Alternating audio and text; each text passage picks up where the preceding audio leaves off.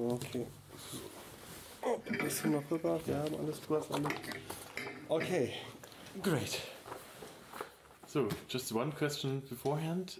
You're aware that we are recording all the sound and film material, and you're... Yes, I'm aware that you are recording. Right, great. Sound and video.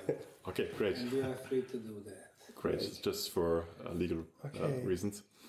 Well, dear Mr. Osmanagic, thank you very much for coming here to us and to talk about your findings in Bosnia. We just heard you were attending a conference here. How was it? Well, first of all, you're welcome. I was in Saarbrücken having international scientific conference. It was very nice. We had 200 people, and I'm always happy to talk in front of Germans. Great. Why is this so? You were the second time this year in Germany, I saw. Last year I was 6 times. Okay. Oh. This year 2 times so far. It will be more and more. The German market is very important to us. I think that a lot of scientific knowledge has originated in this country. Okay. So people need to know that, especially when we have such an interdisciplinary scientific project. A lot of people can help us in different ways. As a tourist, volunteers, scientists, researchers. Yeah. Mm-hmm. Great. So when you just came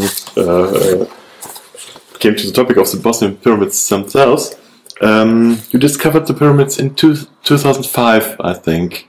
How did you come to that? Why didn't anyone else see the pyramids there?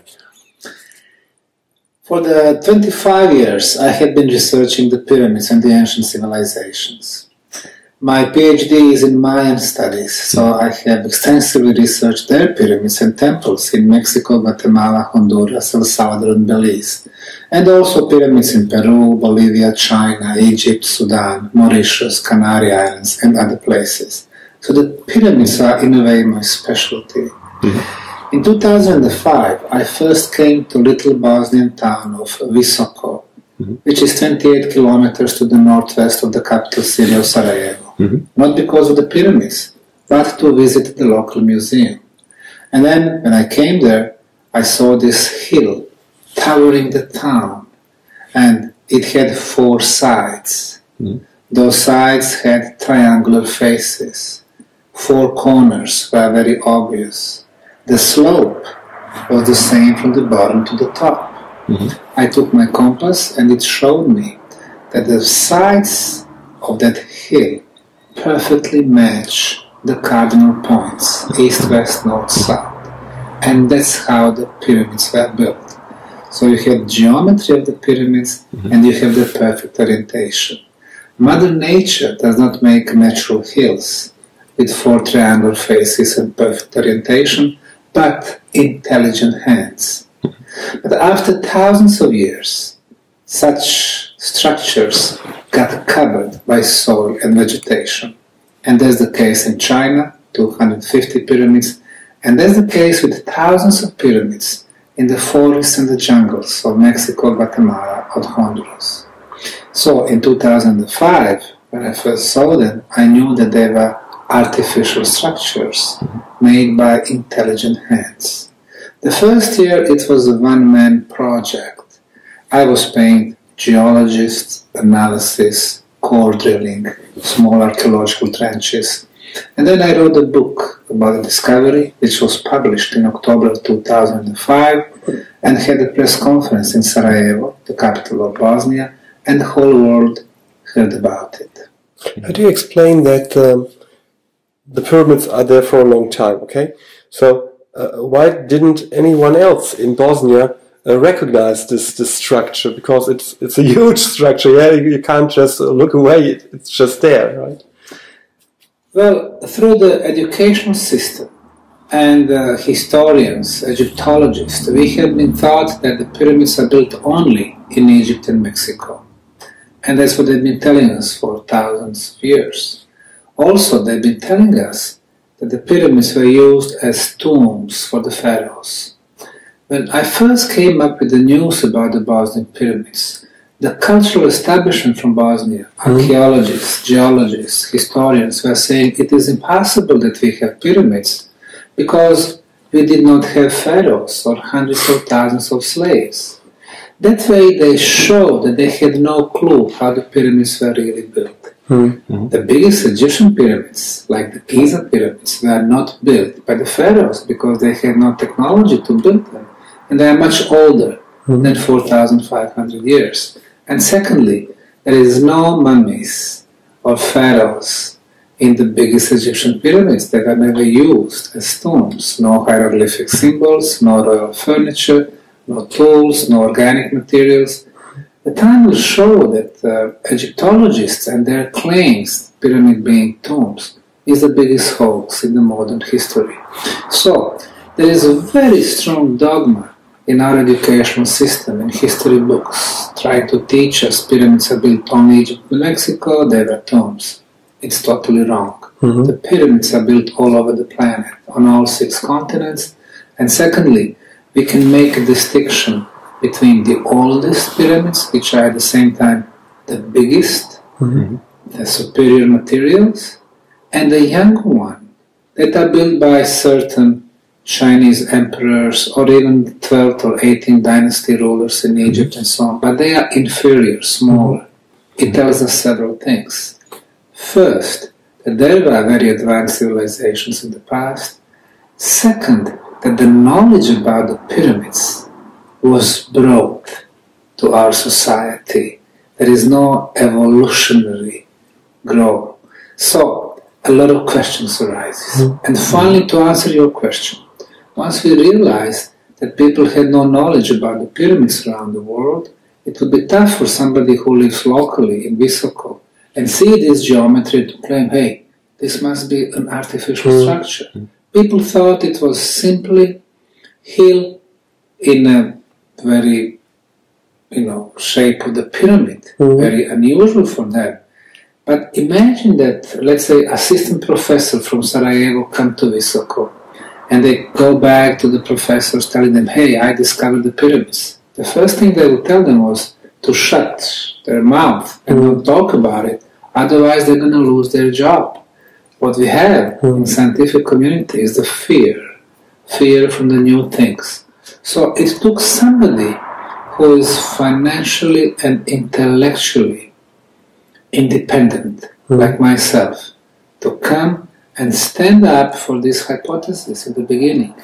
Because a lot of obstacles from the very beginning, a lot of pressure on me to start talking about it, a lot of petitions, writing and signed by cultural establishment in Bosnia, but also in other countries, including UK and USA, asking Bosnian government to stop this project because there was something for them to fear.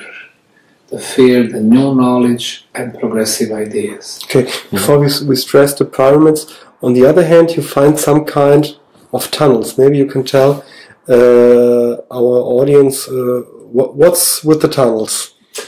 What we have in the heart of Bosnia is a huge pyramidal complex. What we have above the ground, at least 5 pyramids, which are named the pyramids of the Sun, Moon, Dragon, Earth, and Love. And below the pyramids is a network of underground tunnels and chambers. It's a huge underground labyrinth which runs for tens of kilometers.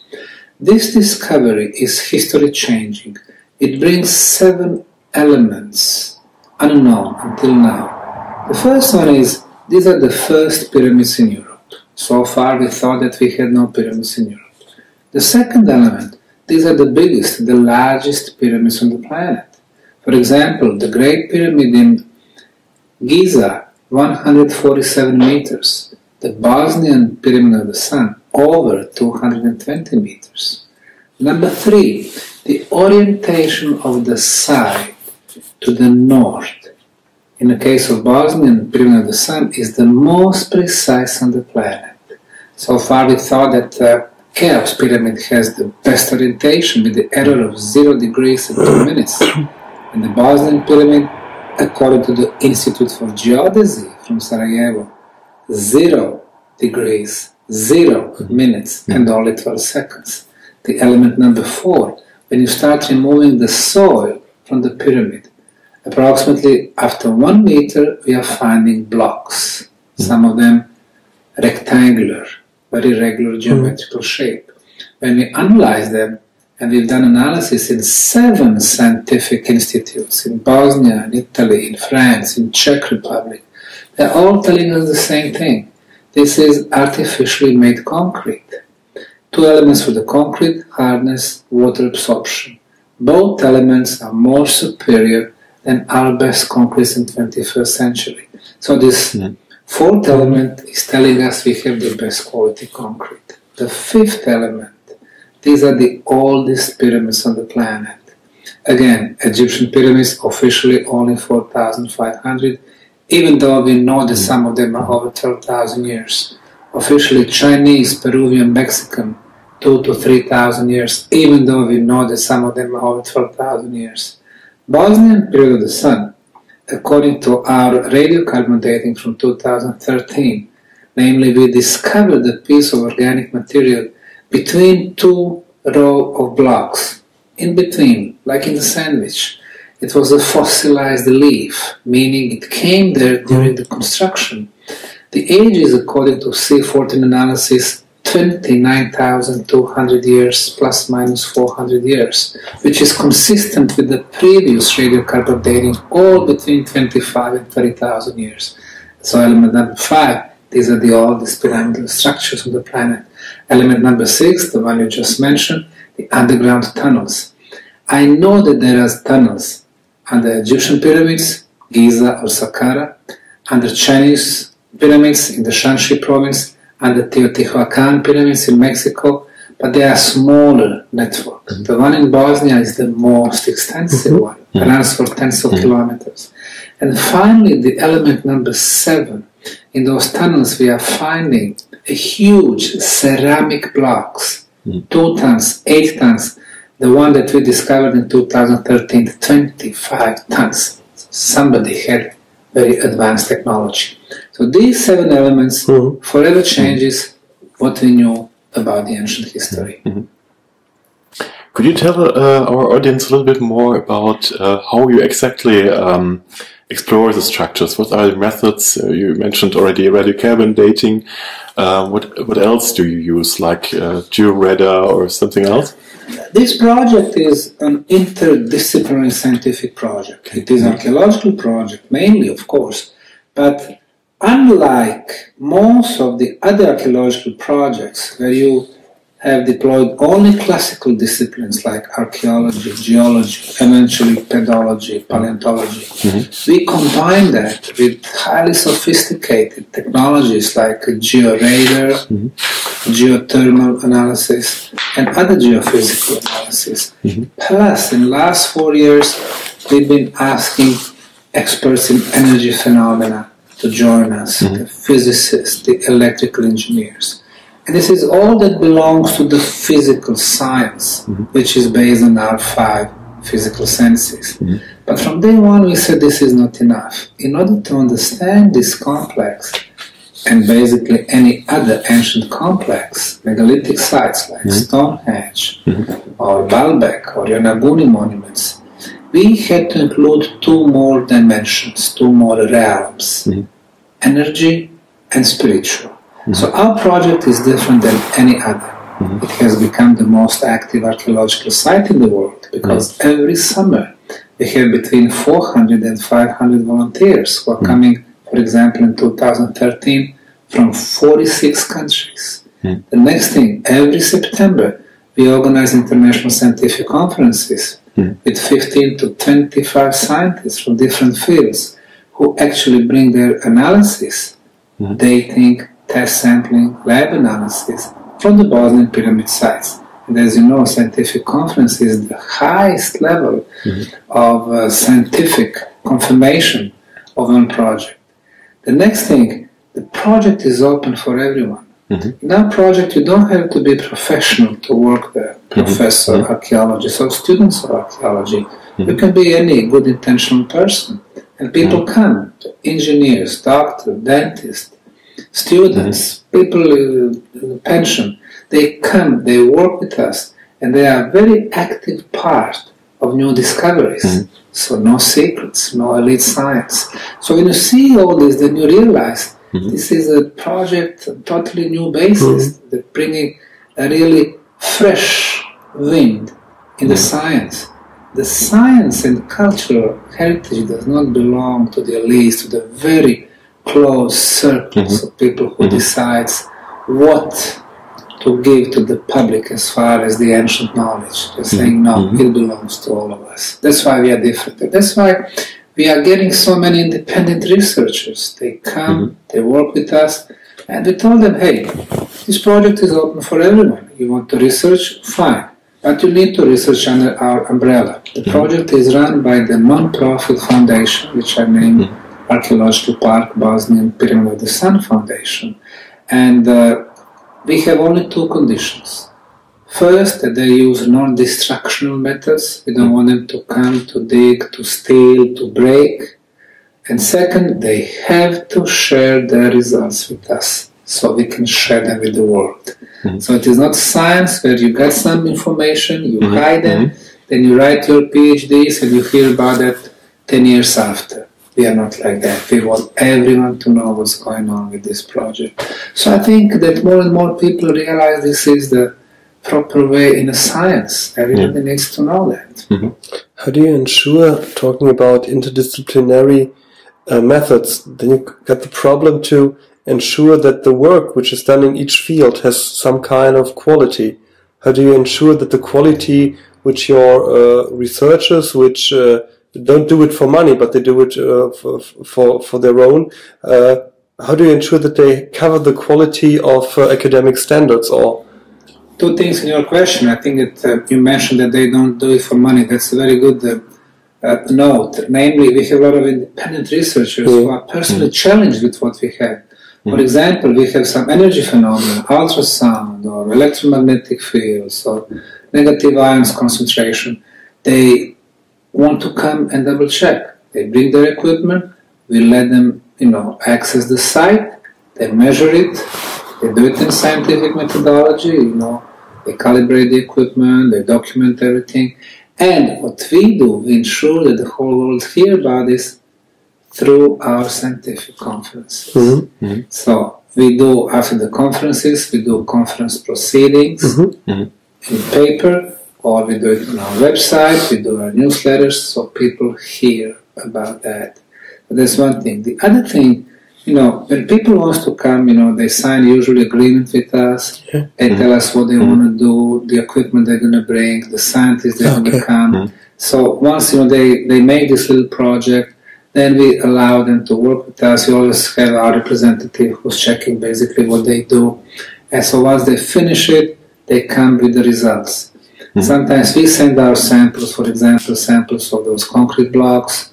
We cut them to the size that labs need and send them to France, for example, to Professor Joseph Davidovic, who works with the geopolymers, to Prague, to US, Drexel University, to some Bosnian institutes, to Politecnico di Torino. So these are all distinguished institutions. So what they do, they apply their scientific methodology, they have the instruments, the equipment, they explain everything in their reports.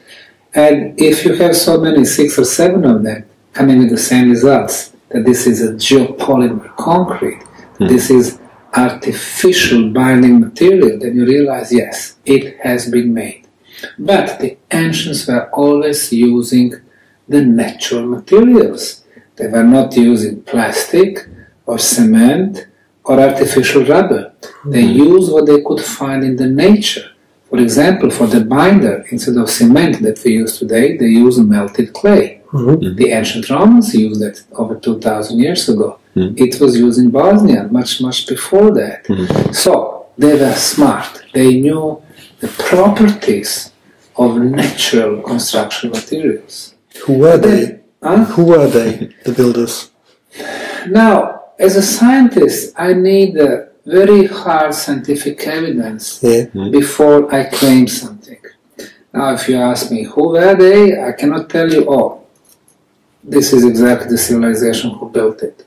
Right now, in indirect way, what we can say, they were very advanced when it comes to construction, to sacred geometry, and to the energy manipulation.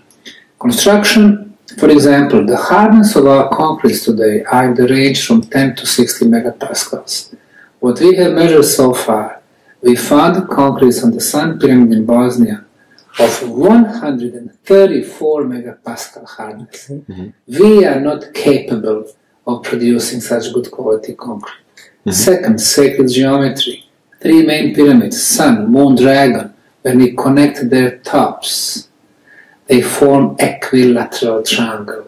The distance between tops, 2,170 meters, 2,070, 2,070, and equilateral triangle is a perfect geometrical shape, and as such, part of the sacred geometry. Inside this triangle there is another one, top of the love, earth, entrance to one of the tunnels, in other equilateral triangle, triangle within triangle, sacred geometry. We know that in, let's say, case of Egyptian pyramids, they incorporated number pi, 3.14. Namely, you take the side at the base, 231 meters, two sides, 462, you divide by height, 147, the result is 3.14. Number pi. Number pi is irrational number, never ends. 3.141592653588 billions of numbers. For the ancients, the irrational numbers were alive. You incorporate them in the pyramid, your message is the pyramid is alive. Also in Cheops pyramid, you have number 1.618, golden cut, also irrational number.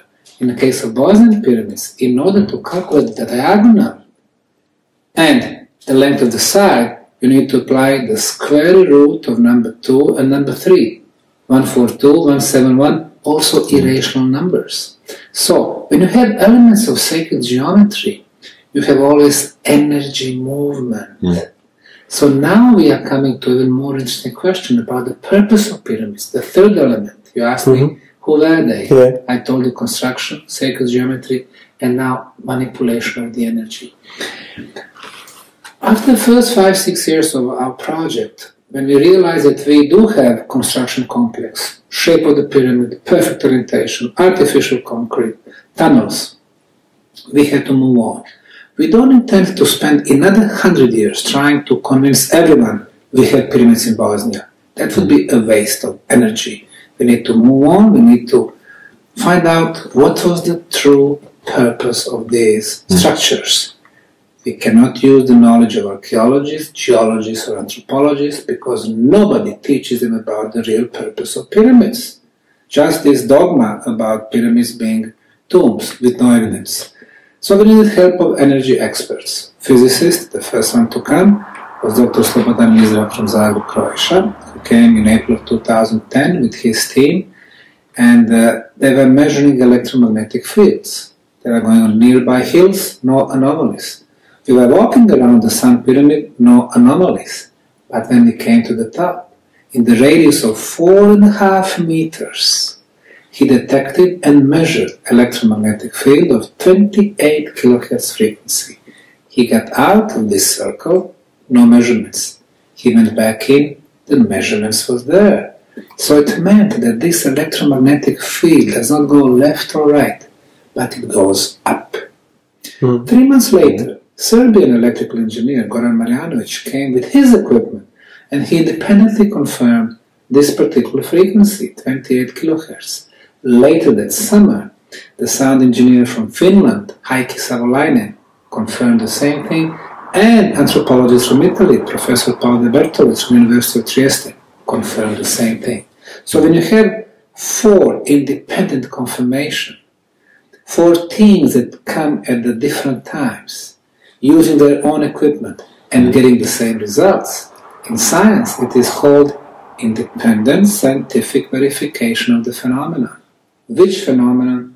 This energy beam, electromagnetic in nature, 28 kilohertz frequency, 4.5 meter radius, continuous during all seasons, all year long, and focused, doesn't go left or right. Mother Nature does not make beams like this. You have to have artificial source. So our next conclusion was, the Bosnian pyramid of the sun is not only the biggest pyramid on the planet, but also the biggest energy machine on the planet. Interestingly enough, we, the civilization of 21st century, do not use this particular frequency. Somebody needed it for some reason that we still don't understand. So we've done some more measurements on the top of the sun pyramid. We measured the ultrasound beam of the same frequency, 28 kilohertz. Now, this beam comes at regular distances with all the same peaks of 28 kilohertz. When you have this regularity, blocks of ultrasound, again, you have an artificial source. So the pyramid is actually a very complex energy machine, producing more than one energy phenomena. The next thing we did on the top of the sun pyramid, we were measuring the strength of the signal on the surface, 3 meters higher, another 3 meters higher. Every time we lift this antenna, sonda, to measure it, the signal was getting stronger and stronger and stronger. Now, the physicists could not believe. They said, well, our technology works differently. Closer to the source of the energy, the signal is stronger. You move away, the signal is getting weaker and weaker and weaker.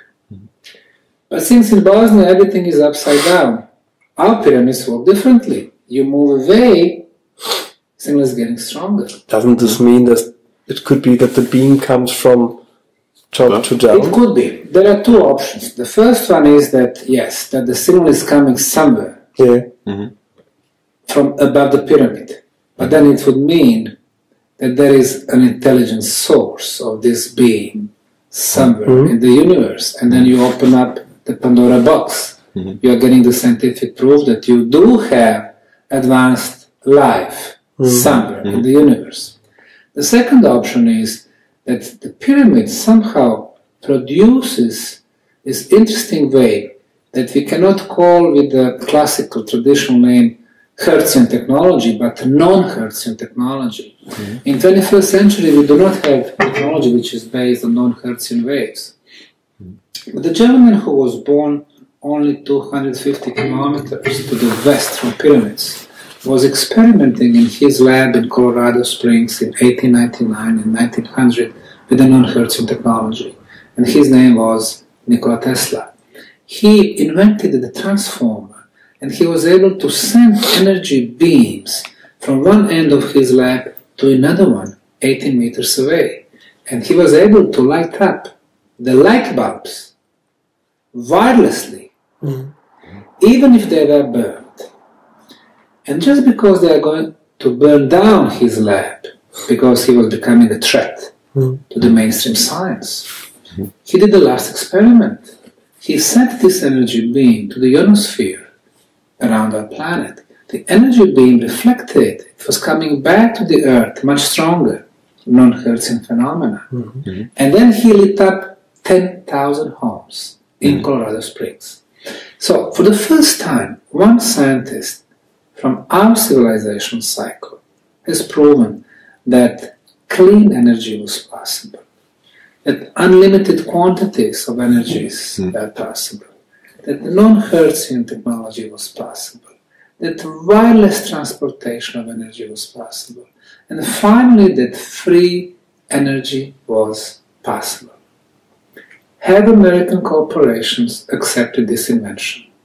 Of course not. How will JP Morgan make money selling the free energy? Instead, JP Morgan cut the funds for Nikola Tesla and with his colleagues started investing in hydro, thermal, nowadays nuclear power plants, very expensive, building very expensive transformers, building very expensive power lines, losing 20 to 50% of the energy during the transportation so they can sell it to us, end users, for a lot of money. And this is how the profit economy works. But one day, free energy will become available to all of us. And this will be the first pillar of the free society. And the second one will be the free flow of knowledge. Instead going to elites, it should be coming to all of us. And based on those two pillars, we will have a society of free women and free men. So you're a man on a mission? Everyone else, yes. Okay. We need to recognize our destiny. Let's talk about the people opposing you. I don't think that the mainstream archaeology or mainstream scientists are very fond of your thesis then. What were the reactions? Whenever you are coming with the new progressive ideas, there are so many people who want to keep the status quo for different reasons. Their positions, fear. And one has to recognize that. And the bigger and more progressive ideas, the more obstacles you have. The moment I showed up with the idea about the Bosnian pyramids, the leading Bosnian archaeologists, anthropologists, historians, museum curators were against me. And they were signing petitions asking the Bosnian government not to let us dig. Now it's interesting. How are you going to prove that you are right or wrong if you don't dig? I had nothing to be afraid of, but they did. The moment we started digging, we were finding those regular blocks, concrete blocks, rectangular. We knew that we were right. And the Bosnian Prime Minister came in April of 2006. At the beginning of digging, he saw those blocks. He said, oh, this is man-made concrete. He saw thousands of tourists. He said, oh, this is good for the economy and the tourism. Mr. Osmanagic, keep digging and don't worry about the jealous scientists. Now, the problem is they got upset because the Prime Minister sided with us, not with them. So they got connected with the President of the European Archaeological Association, Dr. Anthony Harding, asking him to help them to stop this project. He started writing against us. He organized the second petition, which was signed by leading American scientists, some British, some French, some German. They thought once I see their names and their titles and their positions that we're going to get feared and we're going to stop. We did not care. But they got upset because their second petition was also rejected by the Bosnian government. And then they sent letters to national European archaeological associations in Germany, in France, in Poland, in Slovenia, Croatia, asking them to boycott the project. And if they do come to Bosnia, they will never be able to find the jobs as the archaeologists. On every conference they had, Malta, Prague, Zadar, Croatia, they are saying, oh, our project is pseudo-project, pseudo-science, pseudo-archaeology, pseudo-history. Well, all that without any proof. Despite all of that, we kept working. The first year I had no archaeologists from Europe, but I got it from Egypt, like Dr. Ali Barakat. He came, 40 years of experience in archaeology and geology. He was working 42 days with us. He was doing personally some discoveries. He wrote a scientific paper, which he read at the press conference in June 23rd, 2006, and he finished his scientific report with the words, Bosnian Pyramid of the Sun is a man-made pyramid. Big boost for us. The very same day, from National Museum from Sarajevo, the letter is going to his boss, Pharaoh Dr. Zahi Havas.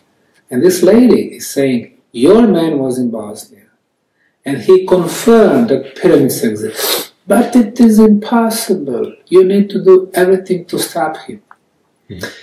2 days later, June 21st, Dr. Havas, the most powerful figure in Egyptology in the world, is organizing a meeting between Ministry of Culture, Ministry of Tourism of Egyptian government, and his Supreme Council of Antiquities. One topical agenda: the effects of Bosnian pyramid discovery to tourism in Egypt. So it was not about the science, it was about the politics, economy, and the money. Imagine 20% of the tourists less in Egypt because of Bosnian pyramids. 20% of $20 billion. And that's how much they make every year from people visiting the Egyptian pyramids. is $4 billion. It's a lot of money. The Bosnian pyramid discovery is not a local issue. It's a global, scientific, economical, and political. How did you get to know of this meeting of Havas with the others? Because they won't tell it public, right? Of course, his very close friend, Mohammed Ibrahim Ali, professor at the University of Ain Shams, was the second scientist who came to Bosnia after Dr. Ali Barakat. And his first statements, which we caught on video, were, "This is amazing. These are temples or pyramids or structures, we don't know how to call them. Who would expect to find something like this in Bosnia?" He spent 1 week. The last day, he did the press conference. But then, Associated Press showed up, Reuters, France Press, regional media. He was very hesitant. He was saying, "Well, we need to research this site." Zahi was his personal friend. Zahi sent him to Bosnia. He spoke to Zahi, but Zahi did not want to hear about the Bosnian pyramids. So finally, 2 years later, when Zahi lost his positions, then Mohammed Ibrahim Ali told me about that. When I met him first time, he was vice dean. Later on, distinguished professor. He was coming to Bosnia 2 more times. And now, he replaced Zahi Havas. I recall that you get an invitation by a Swedish university, I think Cornelis Holtorf or so, who invited you to discuss this matter about the pyramids. How was the reaction there? Well, whenever I go to universities, when we announce that on our websites, then the hate mails from the organized groups start pouring towards those universities and those institutions. They're saying, "Well, you won't have this guy, he's a hoax," you know, things like that. But fortunately, there are some people who are brave enough to have those lectures at the universities. But one thing I have noticed, the mainstream science, they are so serious and too serious. And no matter how many arguments you give them, somehow they are hesitant. They are always afraid for their job. Of course, you heard the case about this American archaeologist working on Mayan sites, and she found some organic materials. It took her 80,000 years in the past. She published that independently. They fired her because officially Mayans are only 3,000 years. So she dared to do something on her own. And they made sure that she never got the job again at the universities in the United States. And this is very sad. So, you know, under that pressure, people are simply live in fear. We need different society. We need society where, you know, we will promote the knowledge and love, not fear. We don't want people who will be afraid of everything in their lives. Would you say that there's progress in academic science? I would say rather slow. I have noticed other things though. Since I go to different countries very regularly, let's say Slovenia, Croatia, Bosnia, Serbia, Austria, Germany, I see that there is a change. For example, 8-9 years ago, when I would go to have my lectures for the first time in Slovenia, Ljubljana, Maribor, Koper, Novo Mesto, I would need to pay for the conference hall, for the invitations, for the marketing, for things like that. And 20, 30, 40 people would show up. Mainstream media did not want to have me as an interviewer. Well, year after year it was better and better. More Slovenians were coming to Bosnia to visit the pyramids. They were very impressed. They talked to their people. So 9 years after, let's say in 2013, I got an invitation from the leading cultural institution in Slovenia. It was Cankarjev Dom in Ljubljana. They got all the big lecturers there. And 1,000 people showed up, even though there were paid tickets. Only 650 of them were able to buy tickets because they were sold out. But it tells us something else. There is a complete change in Slovenia. But it took us a lot of effort. A lot of tourists, visitors, volunteers, media, my lectures. And the same way I work on every country. in Croatia, 3-4 times a year. I go there to Zagreb, Split, Dubrovnik, Rijeka and so on. I go to Serbia, Belgrade and Novi Sad. I come to Germany, Munich and Frankfurt and Essen and Leipzig and Saarbrücken, Berlin, of course. I go to Norway. Just beginning of 2014, I went to Trondheim and Bergen and Stavanger and Oslo. So you need to work with every country. And things are changing. I can see that, but a lot of personal efforts. Let me focus on a single point. You just you mentioned both that the message of love is such important. I noticed browsing the internet that there are nationalistic voices in Bosnia which want to use your findings for some kind of new nationalistic self-esteem. How do you cover such tendencies? I disagree with that. This project is so different. Of course, in Bosnia we do have 3 nationalities. You know, Bosniaks, Serbs and Croatians. We have 3 different religions.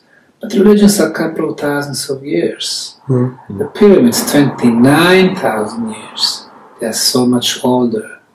And the pyramids have been around much more than religions or nationalities. This is something that everybody should be proud of. This is our cultural heritage. It does not belong to Bosnia. It tells us that very advanced forms of lives were in southern Europe, in the Balkan region, 30,000 years ago. And we know from the anthropological genetics that the migrations of people in Europe were first in Western Europe, Basques in Spain and southern France, and Central Balkan, 38,000 years, and Ukraine around the Black Sea, about 28,000 years. So we need to learn about those civilizations and see, you know, what they were able to produce. So I put it in totally different context. It has nothing to do with the nationalism. And especially in my case, I, as the principal investigator, don't care about the nationalistic messages. I'm the one who belongs to the world. Being aware that 50% of my genes belong to this planet and other 50% to the universe.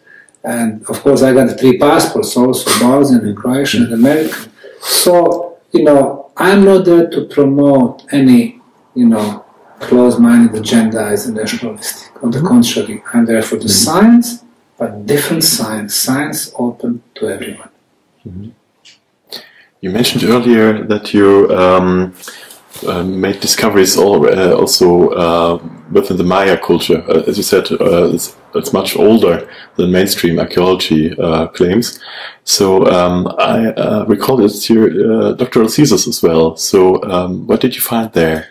My PhD is about the Mayan study, and even though you can read in, for example, Encyclopedia Britannica, that the Mayans were Neolithic tribes who did not know tools other than stone tools, I highly disagree with that. We can see that the Mayans were very skillful builders. They knew astronomy, they knew also energy movement and sacred geometry. And the claim that Mayans were actually sacrificing the enemies is also wrong. Aztecs that came thousands of years later, yes, that's what they were doing, but they were rather primitive compared to Mayas. And even so primitive, at that time, 12th to 16th century, they were the same level like the most developed European civilization, the Spanish Empire. But the Mayans were much, much in front of them.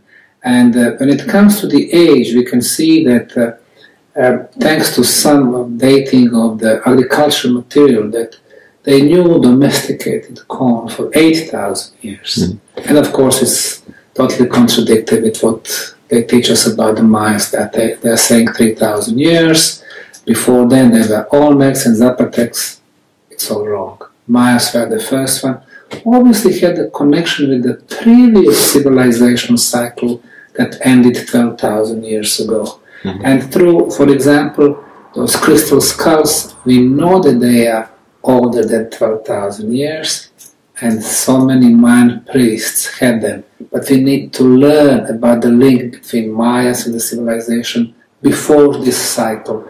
So I think history is much more exciting than what they're trying to teach us and what they try to impose to us.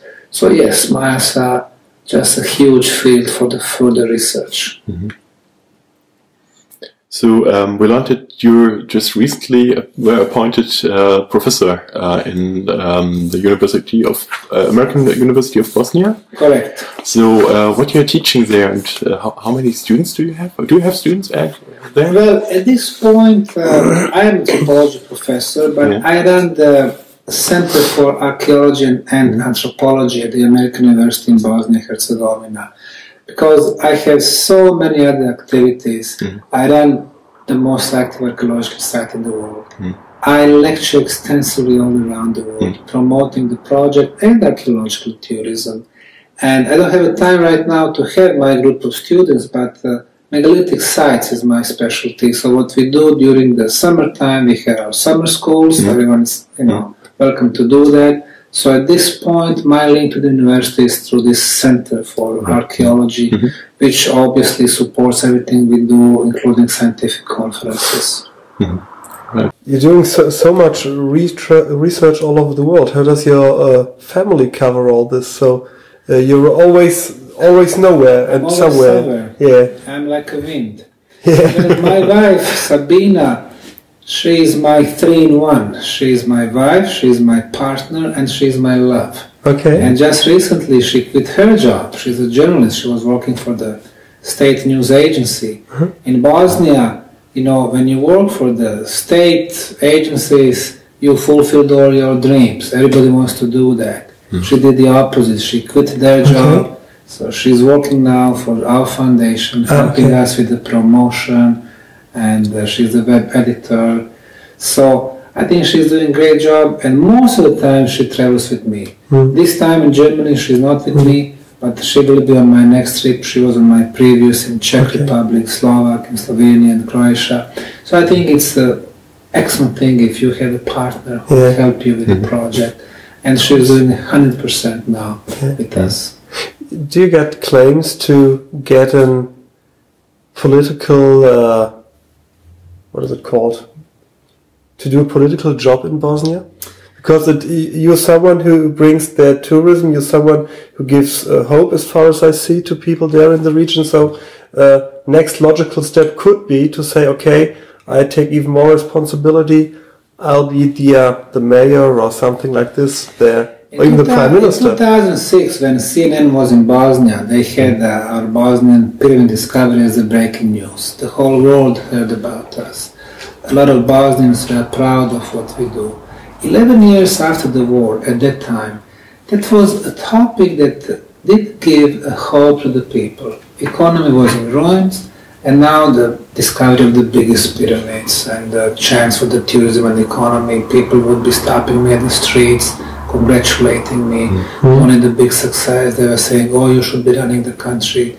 When I was at the one reception in Sarajevo at that time, 2 months before the presidential election, the American ambassador in Bosnia, and they are usually very well informed, he told me, Mr. Osmanagic, you are the most popular guy in Bosnia, why don't you run for the presidency?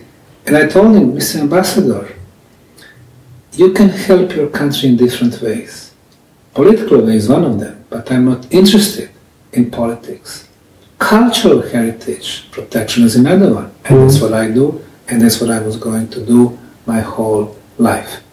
He didn't like my answer, but that's what he heard from me. The same year, Dr. Robert Schock from Boston University came, and he spent a week there, and then later on he was writing very negatively about the project. He said there are no pyramids there, Mr. Osmanagic is shaping the hill to make the pyramid. Imagine how many thousands of people you need to shape the hill.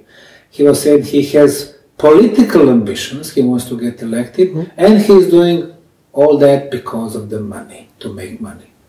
All his statements were wrong. I'm not reshaping the hills, I don't have political ambitions. He thought that when he saw my popularity that I was going to run for the president, well, it's been 9-10 years after that, and I'm still not in politics. And as far as the money, first of all, I spent all my savings because I had, and I still have, business in Houston with 100 employees. I spent $250,000 for this project. I was, and I still am, the biggest donor of the project. For example, it's a winter time now. During the summer we have tourists, they come, they pay tickets, they buy book, they buy DVD, tourist packages. Right now we're still working, still very busy.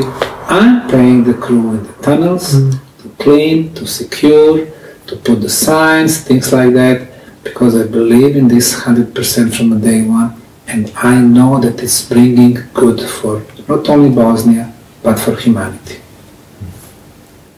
Well, since we are based in Germany, my question would be naturally that have you ever heard of pyramids in Germany? Well, there is a gentleman called Walter Haug who claims that he found recently pyramids in southern Germany as well. Visoko and Staufen is placed on top of one of those structures which he sees as pyramids. What do you think of that, or have you ever heard of that? Well, I have been receiving emails from some people from Germany claiming that there are pyramids in Germany. What I could say based on the photos is that there is probably an intelligent hands having something to do with some of the hills. Most of them are conical in the shape, so they are rounded. In archaeology, an artificial conical hill is called tumulus.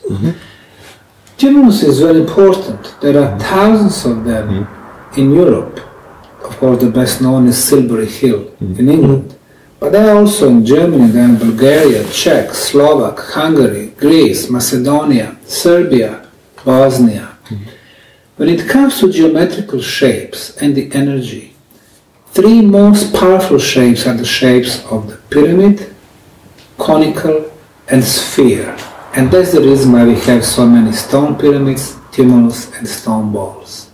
So, the stone balls, when they come in concentration, you can consider them a mini power plant, especially if they are above the ley lines or underground water streams. The tumulus is like medium-sized power plant, and the big pyramids are the big power plants. When I say power plants, I'm meaning a complex energy machine, emitter, receiver, energy beams, energy flow within the pyramid, and energy going off the pyramid affecting agriculture and the society. So, what we need to do in Germany, yes, is to do the more research. Some of them can be done without any digging.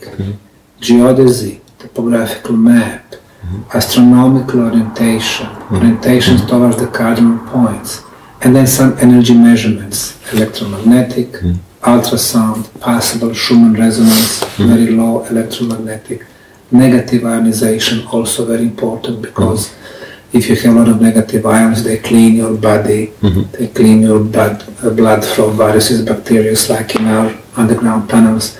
So once those researches and investigations are done, then we can say, hey, it seems that we do have artificial structure here. So it has to come from the Germans. I have seen some of them, like tumulus, when I was on one of my lectures here in Germany, and I went to see the site. But you know, they have the fence around it, they have archaeologists, and when we talked to him asking permission to get in, he said, no, you need to write us 2-3 months in advance. It is like they have a big secret. There should be no secrets in ancient world. We can learn so much from it. Okay, one last question, typically German question. I read that you wrote some kind of book where you said Hitler escaped to the Antarctica. How does this fit? That's the usual statement people put on Wikipedia and some other sites, thinking that they are going to discredit me with those statements. Namely, years back I wrote 10 books, and altogether I called them alternative history. It was a process when I was learning about the past, distant past and more recent past. I was reading a lot of books. I was reading like 100 books per year. Right now, unfortunately, I don't have the time to read them.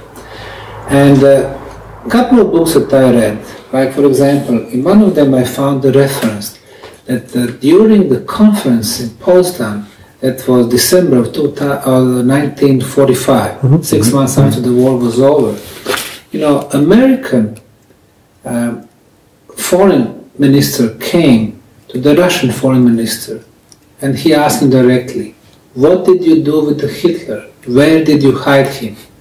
Of course, Hitler was supposed to be dead from May of 1945. So if American foreign minister is asking his Russian colleagues, where is Hitler? It's a good indication that they thought that he was still alive. And then in another book, which has been published again, the author was from Denmark. He claimed that he saw Hitler and his suite coming from Germany to Denmark, then going to the submarine, going to the south.